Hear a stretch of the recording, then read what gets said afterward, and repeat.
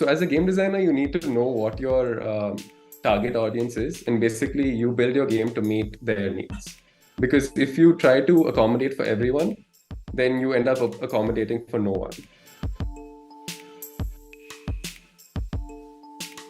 Been in the industry for a couple of years now, and I worked at a couple of different companies as well. But yeah, right now I'm at Zynga.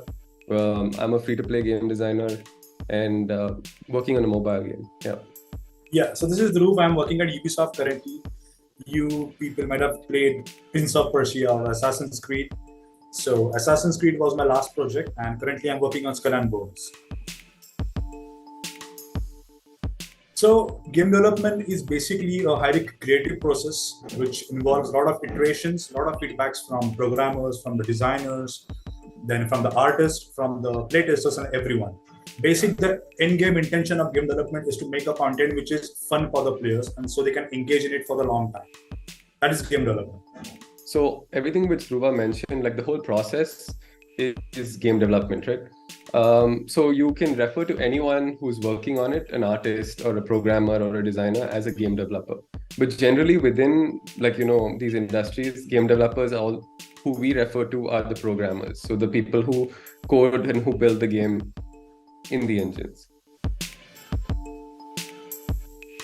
Game design, you have game artists, you have programmers, so you have producers, you have product managers, so it's yeah, but I think for the intents of this talk, we should keep it like, I guess, game design. Yeah, because we're both game designers.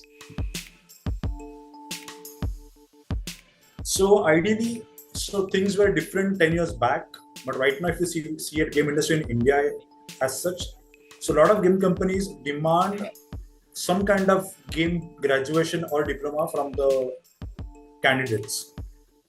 So I prefer that people can do some kind of diploma or some kind of course in game design or level design or for the game development, and then try to step into game industry, because then it's more easier for you to guys grow and then get a job.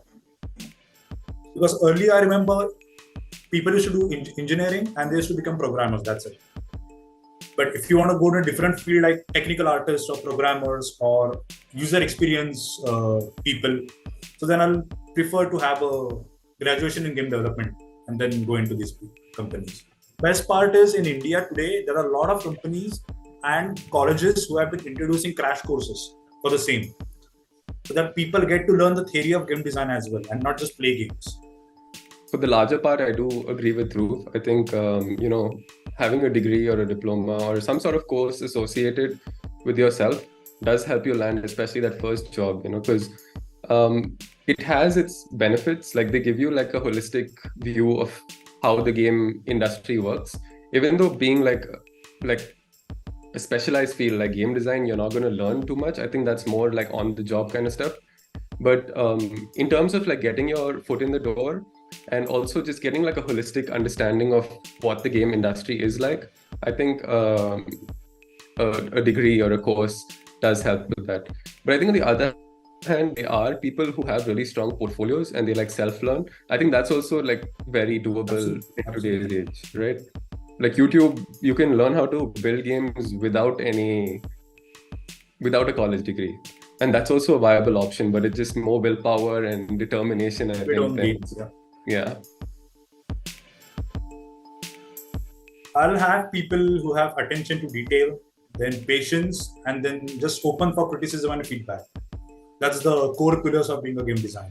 Yeah, I agree with what Dhruv's saying. I think the last part, especially like that whole iterative thing, I think you mentioned it before as well. That's like really key, because like you can't be possessive or think that, okay, I have this idea and it's going to stay this way through the entire game. It's not. That's just the reality of things. But I think in terms of other traits, I think like a curiosity to learn like new things, and being proactive and like being a collaborative person who can like basically interface with all like different functions. Like we mentioned before, they're artists, they're programmers, they're UX people. So you need to be able to, you need a person who can accommodate for all of those different. So I think a lot of decisions in game design are based on the target audience. So and what their preferences are, right? So these insights kind of directly translate into decisions you make as a game designer. So for example, if it's a younger demographic, they have more free time. They prefer fast-paced gameplay, and they don't really care that much about narrative or storytelling. But an older demographic's preferences are completely different. Like they have less free time. They just want to jump into a game, play for a couple of minutes, and then hop off. They want something which relaxes them and it's not too taxing. And the same thing then applies to gender as well. Men and women of these different demographics will have different preferences. So as a game designer, you need to know what your target audience is, and basically you build your game to meet their needs. Because if you try to accommodate for everyone, then you end up accommodating for no one. And that's, if that makes sense, yeah. It's basically just playtesting with different audience and then doing the changes as per the feedback and basically targeting one particular age group and then building the game mechanics around it. So if you're building a game for a 6-year-old, the game shouldn't be violence.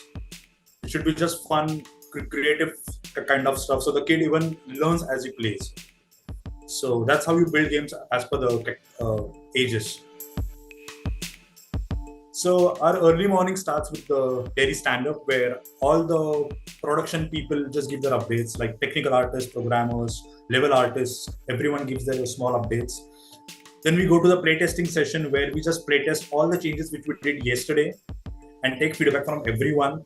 And then we plan out the task and everything for the evening and the afternoon, where all the designers and the core team starts working on it. We create a build and then we again playtest the next day for the same. So it's like a rinse and repeat cycle. I think for me, it's been quite a different experience from Dhruv. For me, every day is kind of different, and I like it that way because I don't know. I guess it fits my personality. But the good thing about being free to play game designer is there's no static set of responsibilities, right? It's always changing based on what the games need. So it could be designing a new feature or designing levels or UX even, or even coming up with marketing material for the game. So in live service games, it's just typically, you have that really wide scope of things you can do as a game designer.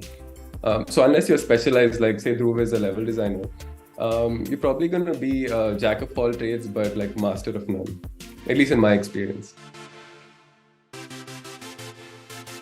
I feel it's a positive impact because during the lockdown, a lot of people started playing games. Right. Even people who never into gaming started playing games, so they got introduced to games. So then we had more target audience in this space after the pandemic. And then even so, as of now, even games are used as an educational purpose as well, which were earlier just for the sake of having fun.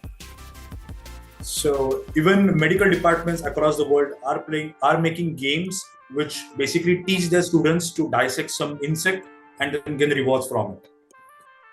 Okay. So it's like a different scenario. A game and a simulation, like a 2-in-1 kind of a thing. Absolutely. I think that's how tech's done wonders. That's great. Right. I mean, even if you go to any car showroom in India as of now, they have the VR headset hooked in with the actual car deck where you can simulate and just drive the car. So it's basically gaming.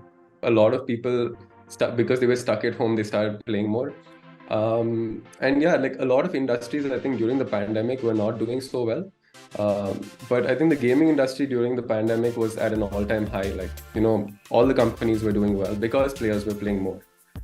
So engagement was increasing, but the player motivations remained more or less the same. And I think in terms of how it's personally affected careers in gaming industry, I think a lot more companies are open to remote or now even hybrid. So I feel that way it's been a really good, it has spurred a really good change in the industry where now I have to go in only twice a week into office and rest of the days I can work from home.